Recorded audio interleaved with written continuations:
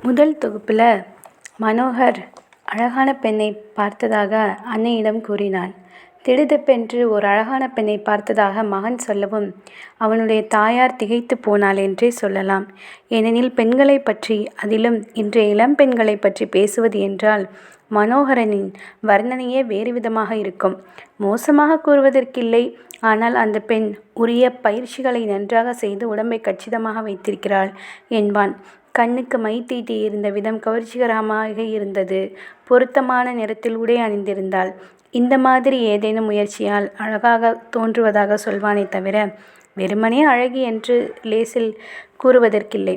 சாந்தி கூட அடிக்கடி மகனை கேலி செய்வதுண்டு. உன்னை மருத்துவம் படிக்க வைத்தது தப்பு. யாரை பார்த்தாலும் உடற்கூறுகளாகவே தெரிகிறதே தவிர அதிலுள்ள இயற்கை அழகை கண்டு கொள்ள தெரியவில்லை. இப்படியே இருந்தேயானால் பிள்ளையாருக்கு கல்யாணமாகிற மாதிரி காலத்தில்தான் உனக்கும் ஆகும் என்று மிரட்டுவாள். அப்படிப்பட்டவன் இன்று அழகான பெண்ணை பார்த்தேன் எனவும் நம்ப மாட்டாமல், மெய்யாகவா? எங்கே? எப்போது? என்று வியப்புடன் கேட்டாள். ஒவ்வொரு கேள்விக்காக பதில் சொல்லட்டுமா என்று காஃபியை ஒரு மிடரை அறிந்துவிட்டு, மெய்யாகத்தான் இருக்கும் என்று தோன்றியது. ஏனென்றால் அவளே அப்படித்தான் சொல்லி கொண்டாள் என்றான் அவன்.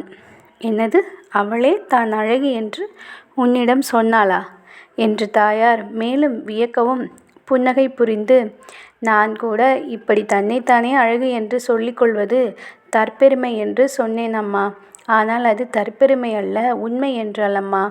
கண்ணை திறந்து பார்த்தால் எனக்கு தெரியுமாம் அவள் அழகி என்கிற உண்மை என்று மனோகரன் விவரிக்கவும் சாந்திக்கு தன்னை மீறி சிரிப்பு வந்தது. ஓர பார்வையாக தன் மகனை நோக்கி, கண்ணை திறந்து விட்டாய் போல, அவள் அழகி என்றாயே என்றாள் அன்னை. அவளே சொன்னது. அது இருட்டி விட்டதால் எப்போதேனும் வெளிச்சத்தில் பார்த்துவிட்டு அபிப்பிராயம் சொல்வதாக கூறிவிட்டு வந்தேன். இருட்டி கூறிவிட்டு வந்தாயா? அதாவது இப்போதுதான் பார்த்துவிட்டு வந்திருக்கிறாய். யார் வீட்டு பெண் அவள் என்று அவளாக கேட்டாள் சாந்தி.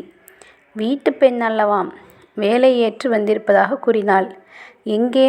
தாயை நிமிர்ந்து பாராமலே லேசாக முறுவலெடுத்து, ஹோட்டல் அமுதத்தில் வரவேற்பு பெண்ணாம். சும்மாவே அங்கே கூட்டம் அதிகம். இப்படி ஒரு வரவேற்பு பெண் கிடைத்தால் கூட்டம் பீய்த்து கொண்டுதான் போகிறது என்று காஃபியை குடித்து முடித்து கஃப்பை வைத்து கொண்டே சொன்னான் மனோகரன். ஓ என்றாள் தாயார் ஏமாற்றத்துடன். தாயின் ஏமாற்றத்தை பார்த்து மகன் வாய்விட்டு சிரிக்கவும், ஆமாம் சரி, உனக்கு மட்டும் என்னவாம்? அவள் மெய்யாகவே அழகிதானா என்று நீயும் தான் அங்கே போய் பார்க்க போகிறாயா? இருக்கட்டுமா, வேலைக்குத்தானே போயிருக்காள். வீட்டு பெண்ணாக இருந்தால் அவளே முகத்தை திருப்பிக் கொள்வாளே. சாந்தியின் முகம் சற்று வாடியது. வேண்டாத விரோதம், வீணான பகை. ஆண்டுகள் ஆகியும் அது கொஞ்சமும் குறையா காணோமே என்று பெருமூச்சு விட்டாள் அவள். கேலியாக தாயை பார்த்தான் மனோகரன். இதற்கு பெயர்தான் முதலை கண்ணீர் என்பது. சொல்லுங்கள் அம்மா. இப்படி விரோதம் வளரும் என்று முன்பே தெரிந்திருந்தால் மட்டும் என்ன செய்திருப்பீர்கள்? அப்பாவை கல்யாணம் செய்து கொள்ள மாட்டேன் என்று ஒதுங்கி கொண்டிருப்பீர்களா? நெஞ்சை தொட்டு நிஜத்தை சொல்லுங்கள் அம்மா, பார்ப்போம். மகளின் சவாலுக்கு சற்று அசடு வழிய பதில் சொன்னால் பெற்றவள். சே போடா, நான் அப்படியா சொன்னேன்? இந்த இடத்தில் வசிக்காமல் வேறு எங்காவது போய் குடியேறியிருக்கலாம். இந்த 35 ஆண்டுகளில் இந்த இடம் பழகியும் போயிருக்கும் என்று தானே சொன்னேன். மற்றபடி உன் கேள்விக்கு பதில் தான் என்றாள் அன்னை. மனோகரன் எதையோ யோசித்து கொண்டிருக்க தொடர்ந்த சிறு மௌனத்தை கலைத்து, அந்த குடும்பத்தின் விரோதம் இத்தனை ஆண்டுகள் தொடரக்கூடும் என்று உன் தாத்தா அப்பா யாருமே கொஞ்சம் கூட எதிர்பார்க்கவில்லை மனோ. 2 தலைமுறையாக தொடர்ந்த நட்பு கொஞ்ச காலத்தில் எப்படியும் தளிர்த்துவிடும் என்றுதான் நினைத்தார். நானும் தான். அப்படி ஒரு ஆசையும் இருந்ததானால் வாழ்வில் வளர்ச்சியை தந்த இடத்தை விட்டு போக மனமில்லாமல் இந்திரபுரியிலே இந்த இடத்தை வாங்கி வீடு கட்டினார்கள். ஆனால் அதுவும் கூட பிரச்சனையாகத்தான் வளர்ந்தது என்று பெருமூச்சு விட்டாள் தாய். யோசனை களைய, இந்த இடத்தை வாங்கியதிலும் பிரச்சனையா? அது என்னம்மா, எனக்கு தெரியாதே என்று வினவினான் மகன். இதே இடத்தை அவர்களுக்கு வாங்க எண்ணினார்களாம். இதே தெருவில் முதல் வீட்டுக்காரர்களுடைய இடம்தான் அந்த இடம். அப்பா அவருக்கு வைத்தியம் பார்த்ததால் அவசரமாக வீடு தேடுகிறோம் என்றதுமே இந்த இடத்தை கொடுத்து விட்டார். அவர்கள் தரகரை அனுப்பிய போது இங்கே பத்திரமே முடிந்து விட்டது. அப்புறம் கேட்கவா வேண்டும்? எல்லாமாக சேர்ந்து கடைசியில் இப்படி அந்த குடும்பத்தோடு பேச்சுவார்த்தையே இல்லாமல் போய்விட்டது. நாம் அந்த பக்கம் செல்வதை கூட தவிர்க்கும்படி ஆகிவிட்டது என்று சாந்தி வருத்தத்துடன் கூறினாள். பெற்றவளை நிமிர்ந்து பார்த்து, என்னம்மா இவ்வளவு காலம் கழித்து இதற்காக வருத்தப்படுகிறீர்கள்? அப்படி பார்த்தால் ஓடையோரத்து பெரிய வீட்டு மனிதர்களோடு தான் நமக்கு பேச்சுவார்த்தை இல்லை. அப்படி எத்தனையோ பேர் இதற்காகலாம் கவலைப்பட கொண்டிருந்தால் வேறு வேலை செய்ய அவகாசமே இராது என்று சாதாரணமாக உரைத்தான். அவர்கள் விஷயம் வேறு.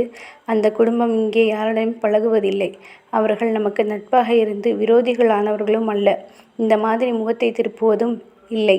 இப்போது பெரிய வீட்டு பக்கம் வாக்கிங் போகிறோம் வருகிறோம். ஏதாவது பிரச்சனை உண்டா? இருக்கும் தெருப்பக்கம் கூட போக முடியாமல் அதிலும் இப்போது ரொம்பவும் சங்கடமாக இல்லை? ரொம்ப சங்கடமாக? அதிலும் இப்போது என்ன? எனக்கு புரியவில்லை என்று புருவம் உயர்த்தி ஆச்சரியமாக கேட்டான் மகன்.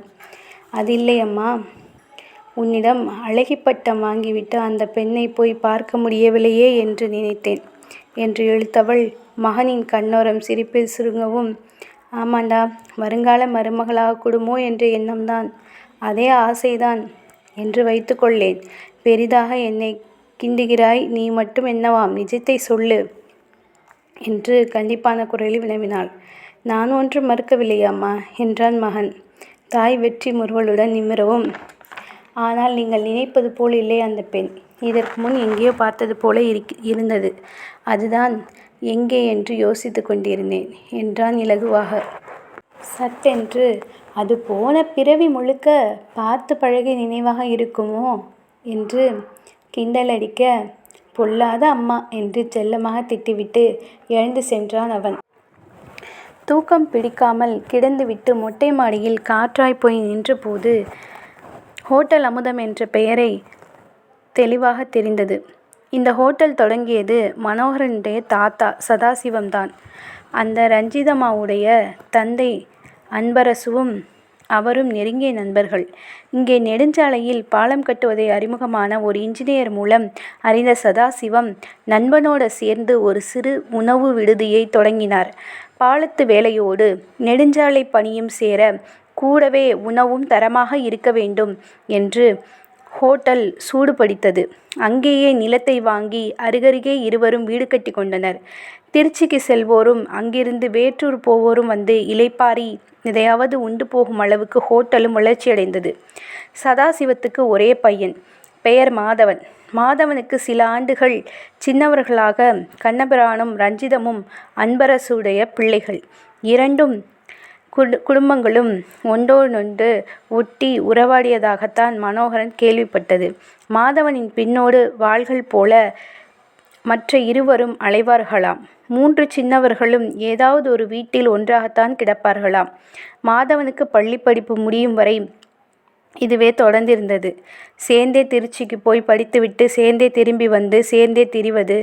அப்போதே மாதவனுக்கும் ரஞ்சிதத்துக்கும் முடிச்சு போட்டு பெரியவர்கள் பேசி வந்திருக்க வேண்டும். ரஞ்சிதத்தின் மனதில் அது பதிந்தும் போயிருந்தது. அப்போதே மாதவன் அந்த பேச்சை உறுதியோடு தடுத்து நிறுத்தியிருந்தால் பிற்பாடு இந்த வேறுபாடு நேராது போயிருக்கலாம். ஆனால் அவருக்குமே இந்த 16, 17 வயதில் அது பெருமையாகத்தான் தோன்றியிருக்கலாம்.